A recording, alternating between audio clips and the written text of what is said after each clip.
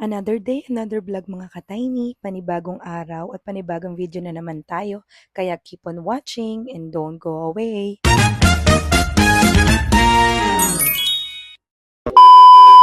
Mga ka-tiny, samahan nyo nga ako dito kumain ng masarap na ramen. Kung nagki-crave kayo sa masarap na noodles, pumunta lang kayo sa Tudzuzin Ramen na matatagpuan lamang sa Golpio, Poblacion, Tagkawayan, Quezon. Actually mga ka-tiny, hindi lamang ramen yung mga menu nila dito.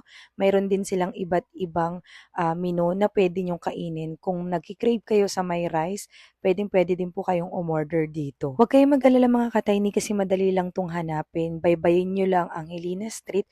Malapit lang to sa may Central Elementary School. This is my first time na dayuhin nga itong Tudzuzin Ramen na kung saan nababalitaan ko nga na dito yung pinakamasarap na ramen or Japanese ramen. Kaya mga ka-tiny, keep on watching at samahan nyo kami ng aking best friend na kumain at tikman ang masarap na ramen dito. Ang in-order ko nga pala dito ay miso ramen at yung sa best friend ko naman ay Echiraku ramen. Alam niyo mga ka-tiny, before ko ngang dayuhin to ay umorder na ako via online at natikman ko na nga yung isa sa mga menu nila. Dahil curious nga ako sa mga ibang menu nila kung masarap, so dumayo kami ng aking best friend. And based on my experience and honest review, sobrang sarap ng miso ramen nila. I like the taste kasi medyo maasim-asim ng konti. Hindi lang yun, malasa siya. Sobrang sarap. In fairness, sobrang affordable na sa ganito kalaking mangkok. Magdala ka lang ng 200 pesos, matitikman mo na itong Japanese ramen. At hindi nagkamali talaga yung mga nagsabi sa akin na masarap dito.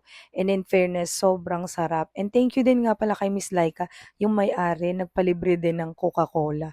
Thank you so much po. Sa totoo lang, hindi lang ako ang nag-enjoy sa pagkain, pati yung best friend ko kasi nasarapan din siya dito sa ramen na kinakain namin. At alam nyo ba, napakwento pa nga ako dito kay kuya yung nagluto nitong ramen. Konting trivia lang. So based on my research, kinakain pala to ng Japanese dahil napakadali lang pala nitong lutuin, lalo na kapag mga busy sila sa trabaho. Hindi lang yun, isa na rin pala tong part ng tradisyon ng mga Japanese. O, di ba? Thank you so much, Google. Sa totoo lang, masarap talaga ang mga Japanese food. Nung una kong tikim sa Japanese food, sobrang nasasarapan talaga ako. Ewan ko siguro, iba-iba yung style ng cook nila or sa pagluto ng kanilang pagkain. Since alam nyo naman mga ka-tiny na ang isa sa mga content ko is magmukbang. And syempre sa mga sekreto nila talaga dito, yung mga seasoning na ginagamit nila.